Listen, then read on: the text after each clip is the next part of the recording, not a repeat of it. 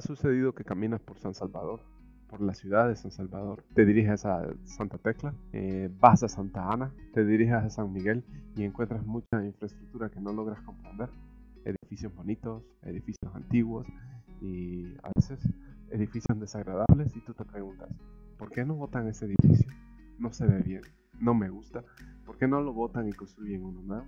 Hasta que encontramos una placa que dice, bueno, aquí nació Gerardo Barrios, ¿verdad? Entonces uno comprende, es un edificio histórico, no hay que botarlo. Pero hay otros edificios históricos que no tienen placas y nosotros por lo general no identificamos ni su origen, ni sabemos valorarlos, ni apreciarlos como tesoros arquitectónicos que existen en nuestro país. ¿Te interesa contestar esas preguntas? ¿Te interesa entonces conocer la arquitectura de El Salvador? ¿Te interesa comprenderla?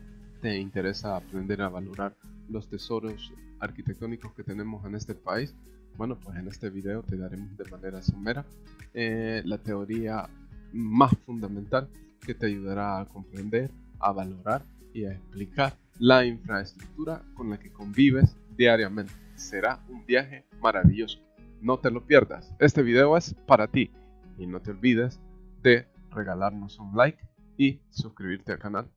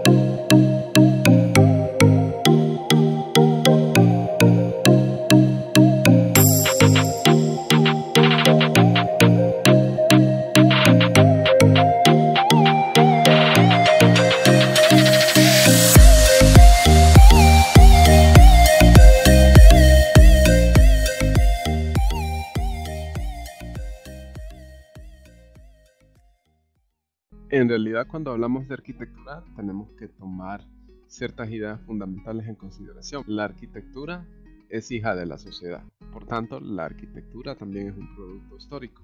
La arquitectura no se da al azar, no se da ni ocurre por sí misma, sino que es una creación social. También tenemos que tomar en cuenta el hecho de que la arquitectura es un patrimonio material tangible. Es algo que está ahí, que lo vivimos, que lo podemos palpar, que lo podemos ver, lo podemos hasta escuchar. A veces en las noches las estructuras de las casas en las que vivimos truenan y nos da miedo, pero no nos ponemos a pensar que eso tiene que ver con la dilatación y la comprensión de los materiales. No es que realmente nos estén asustando. Entonces la arquitectura cambia, pero también se mantiene constante en el tiempo, ya que es un producto de la historia. Puede ser que en un periodo de 100 años se utilice el mismo material para construir casas, para construir edificios.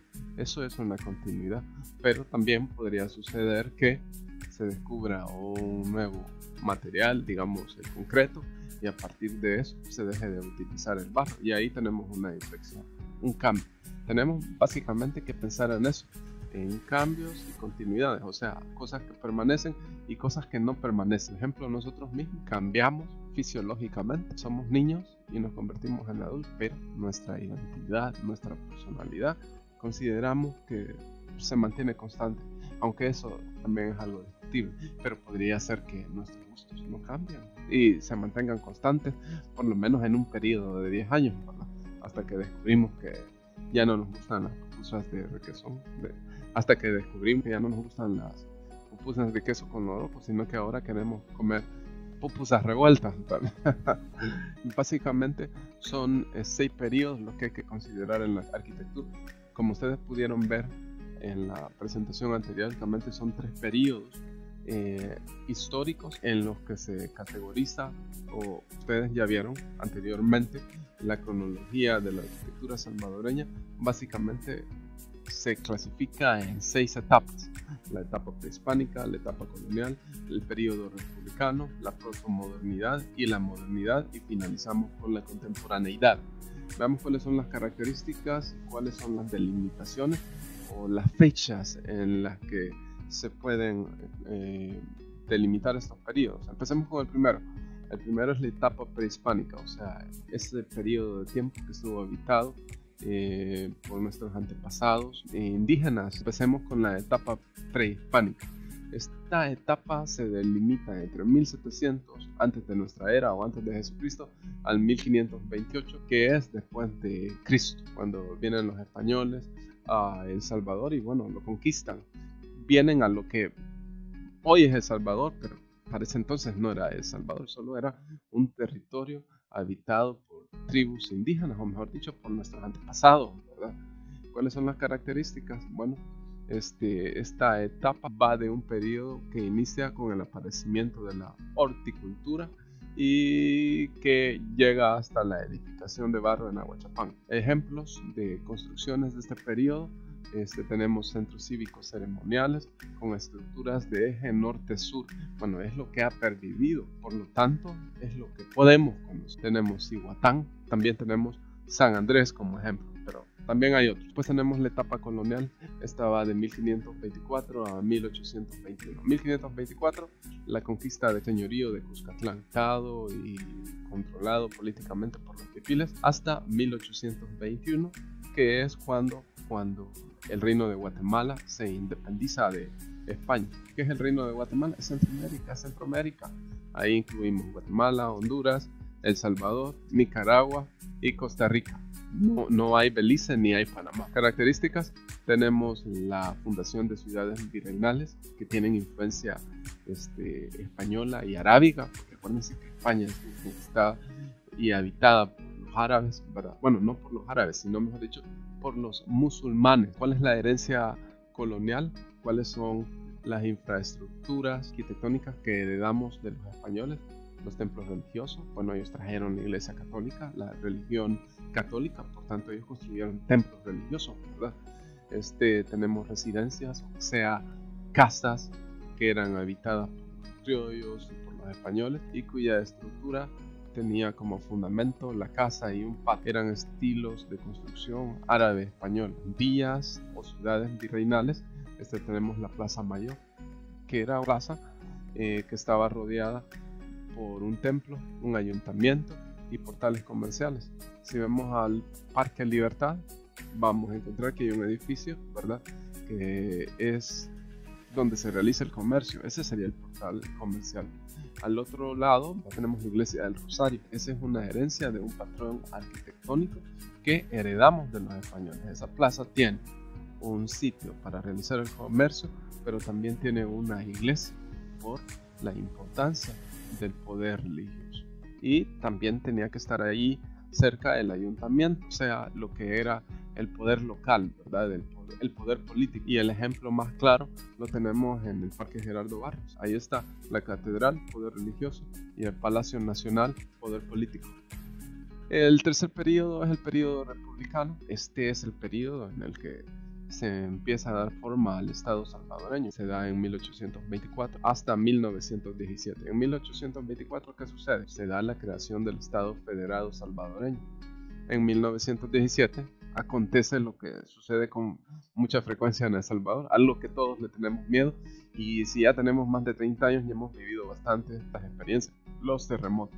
Entonces 1917 marca una inflexión, un terremoto. ¿Cuáles son las características? Ruptura en la tradición estilística y tecnológica de la época, o sea, dejamos detrás la herencia española. No significa que nos estemos deshaciendo automática e inmediatamente de la herencia arquitectónica española.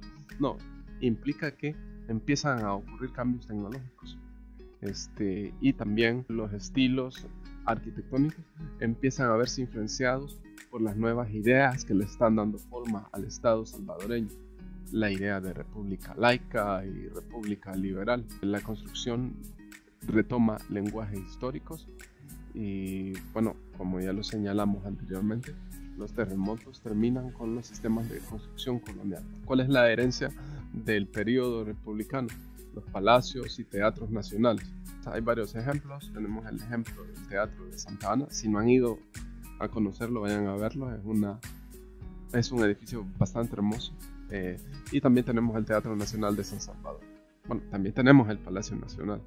Luego viene la protomodernidad. Este periodo está delimitado por el año de 1917, que ya lo mencionamos anteriormente. Es el año en el que ocurre el terremoto y está acotado también por 1948, que es cuando el Estado se convierte en promotor de la producción arquitectónica. Bueno, el año de 1948 también es importante porque ahí hay un giro político, hay una revolución de militares. ¿Cuáles son las características de la época protomoderna? Final de la República Cafetalera. Bueno, en realidad no es el fin, es la transición que se dirige al fin de la República Cafetalera. Inicia el autoritarismo militar, llega Maximiliano Hernández Martínez al poder y a partir de ahí son los militares que se van a mantener en el gobierno hasta 1982.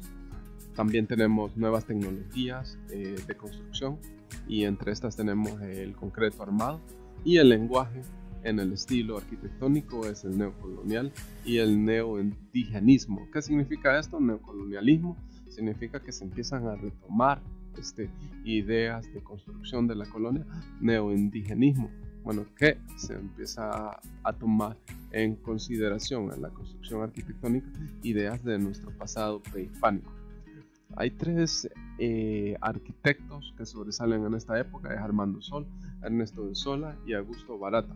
Como ustedes pueden ver, son gente que pertenece a la élite política y económica del país, como debía de haber sido, ¿verdad? Porque estas personas viajan a Europa para formarse, para educarse, y bueno, eso no es algo que lo pueda hacer cualquiera, eso lo hacen las élites.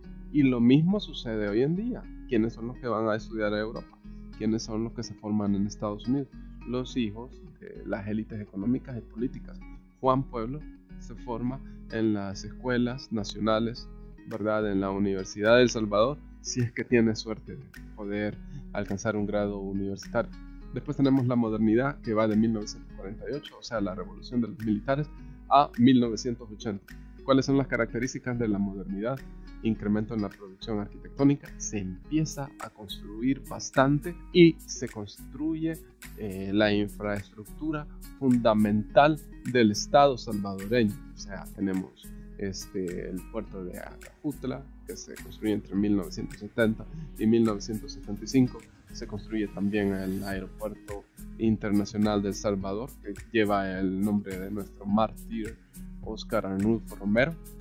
Se promulga en lo político, se promulga la Constitución de 1950, que le da el derecho de voto a la mujer, y el Estado se convierte en promotor del desarrollo arquitectónico de nuestro país. Seguimos con la contemporaneidad, o sea, el último periodo. Como ustedes se lo pueden imaginar, es el presente, pero este presente está acotado por el año de 1980, que es cuando estamos a las puertas de la guerra civil salvadoreña. ¿Cuáles son las características? Sector privado como mayor productor de arquitectura. El sector privado es el que está ahora invirtiendo y produciendo. Ruptura en estilos arquitectónicos debido a terremotos. El terremoto de 1986 juega un papel bien importante, que destruye mucha herencia de los periodos pasados, especialmente de la modernidad. También tenemos la arquitectura, que se concibe como un concepto relacionado a la sustentabilidad y el bioclimatismo, por lo menos en teoría. Ahora lo que haremos será ilustrar con material visual que hemos investigado en internet las distintas etapas de la evolución de la arquitectura, de la misma manera en que las hemos mencionado anteriormente. Iniciamos con la etapa prehispánica, que ocurre entre el 1700 antes de nuestra era al 1528 después de nuestra era. Veamos la primera, es Cihuatán, la ciudad de Cihuatán. ¿Qué significa la ciudad de la mujer? Joya de Serén.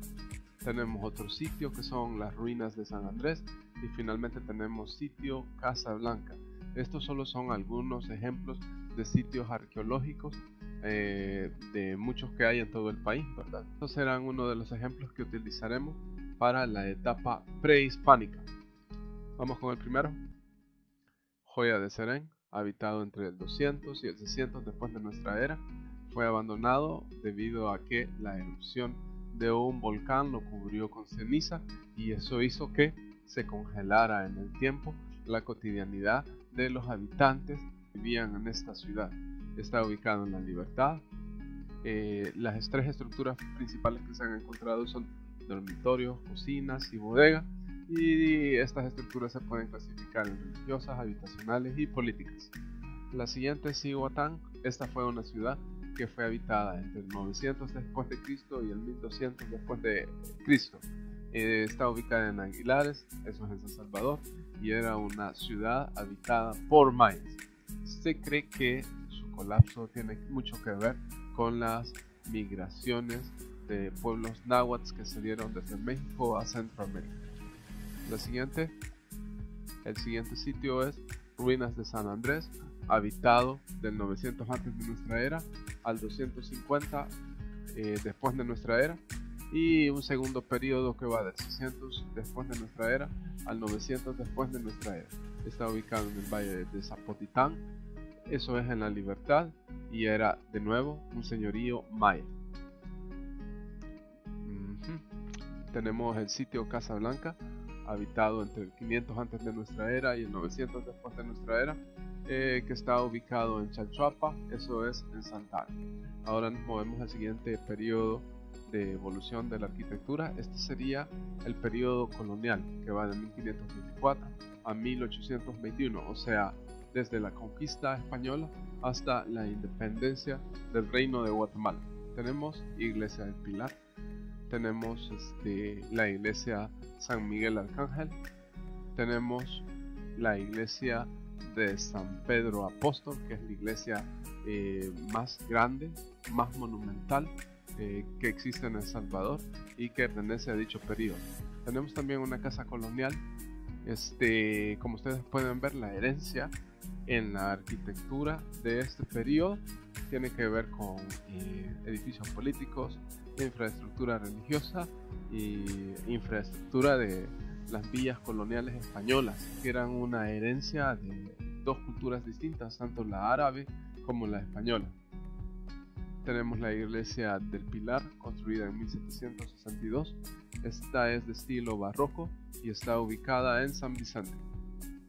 Tenemos la Iglesia de San Miguel Arcángel, construida en 1774, ubicada en Huizúcar, eso es en La Libertad. Vamos a la siguiente. La siguiente es la Iglesia de San Pedro Apóstol, construida en 1743. Está ubicada en Metapán y eso es Santa Ana.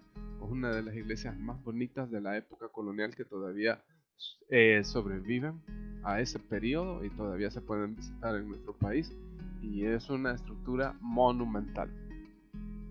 Tenemos una casa colonial en la cual ya se pueden distinguir la acera y también una calle empedrada y bueno, una casa de tejados con balcones protegidos por hierro. Tiene unos muros bastante gruesos, bastante altos, y eso servía para, bueno, de seguro mi hipótesis es que la altura ayudaba con el calor que se tiene que soportar en esta región, un clima bastante caliente. Vamos al siguiente periodo, sería el periodo republicano de 1824 a 1917. Significa que va desde la época de la independencia a un terremoto que ocurrió en 1917. Tenemos el Teatro Nacional, herencia del periodo republicano. Tenemos el Palacio Nacional, dos edificios que se pueden visitar y que están totalmente en excelentes condiciones. Tenemos el primer Teatro Nacional, que ya no existe y que fue reemplazado por el Teatro Nacional, que ahora está enfrente de la Plaza Morazán. Tenemos también el Teatro de Santa Ana, construido gracias al producto de la exportación del café. En este periodo, como ustedes pueden ver, la herencia arquitectónica se orienta más a lo político, a lo artístico y a la mejora de la infraestructura de las ciudades y la infraestructura política del Estado. Veamos el primero, Teatro Nacional, construido entre 1911 y 1917. Está en San Salvador. Su estilo artístico, o mejor dicho, su estilo arquitectónico es renacentista, rococó y arte nouveau. Y también podríamos decir columnas, que es de estilo neoclásico. El siguiente es el Palacio Nacional, construido entre 1905 y 1911, de estilo neoclásico, renacentista, gótico, art nouveau, y resulta también bastante obvio las columnas griegas y el frontispicio de herencia griega que está en la fachada de este edificio. Tenemos el primer Teatro Nacional que existió entre 1852 y 1910, ubicado en San Salvador. Seguimos con el Teatro de Santana, construido entre 1902 y 1910. Según algunos libros de historia, este teatro se construyó grabando el café, grabando la arroba de café con un colón. ¿Qué más tenemos? Bueno, viene el siguiente periodo que se conoce como periodo protomoderno. Va de 1917, el año en que ocurre el terremoto, a 1948, que es un año en el que se da una inflexión en la historia de El Salvador. Los militares dan un golpe de estado y el estado en esa inflexión asume un rol activo en lo que sería la producción arquitectónica de este país, pero eso entra en el siguiente periodo. Por lo tanto, ¿cuál es la herencia? El castillo de la Policía Nacional, tenemos casa parroquial en San Miguel, asilo San Antonio y casino salvadoreño. Es el periodo protomoderno. Vamos a la primera imagen. Tenemos el castillo de la Policía Nacional. Se terminó de construir en 1934. Se construyó en el barrio La Vega, que era un barrio de mucha exclusividad económica y política para esa época, y es un edificio de estilo neogótico. Veamos el siguiente edificio. Es la casa parroquial de San Miguel, construida en 1941. Sus funciones eran claramente parroquiales y estaba administrado por la Iglesia Católica. Veamos el siguiente. Asilo San Antonio, construido en 1946, de nuevo ubicado en San Miguel y siempre administrado por la Iglesia Católica. Es un edificio con paredes altas, ventanales protegidos por barrotes de hierro, aceras altas pero estrechas y techos de tejas.